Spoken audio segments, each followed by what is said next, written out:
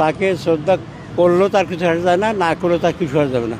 তবে না আমাদের কিছুই আসা যায় না। কিছু বিক্ষুব্ধ লোক স্লোগান টান দিচ্ছে সরকারের বিরুদ্ধে, সেই কারণে আমার মনে হয় সরকার ভয় পাইছে। আপনারা তো বোঝেননি, একটা এখানে কি হইতো, ফুল দিয়ে আলোচনা যেত, তাই তো আমাদের কিন্তু আন্দোলন করতে আসেনি। সুতরাং এই কাজটা আমার মতে খুবই খারাপ হয়েছে, নিকৃষ্ট কাজ হয়েছে। গতকাল মাহবুবুজ্জামানের একটা স্টেজে উনি বলছেন যে আমরা মুক্তিযোদ্ধারা তাকে শ্রদ্ধা নিবেদন করবো, আপনারা আসেন। আমি মাহবুবুজ্জামানের স্ট্যাটাস দেখে আসছি আর কি।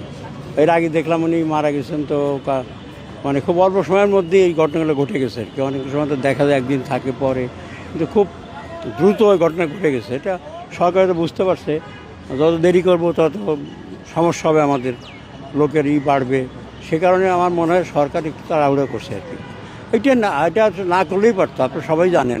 এটা এমন কিছু না, এখানে ধরেন 5 লাখ লোকের সমাগম হইতো, কী হইতো, তারা সেখানে চলে যেত বাড়িতে, এই তো। এতে এমন কোনো মানে ক্ষতিবৃদ্ধি হইতো বলে আমার মনে হয় না।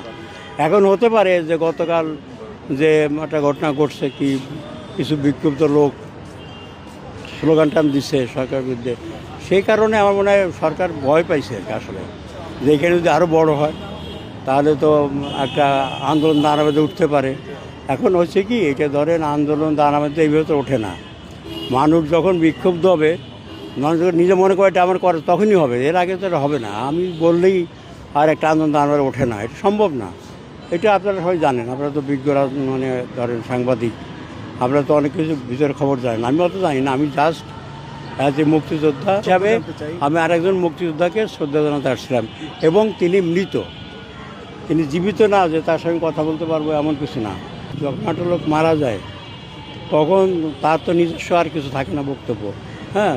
তো তাকে শ্রদ্ধা করলেও তার কিছু আসা যায় না, না করলেও তার কিছু আসা যাবে না। তবে না আমাদের কিছুই আসা যায় না, হ্যাঁ। সুতরাং আমরা যদি আমাদের মধ্যে যে সামান্য বিবেক থাকে, আমরা যদি মানুষ হই, তাহলে একজন লোক মৃত এবং তাকে অনেকে চিনে।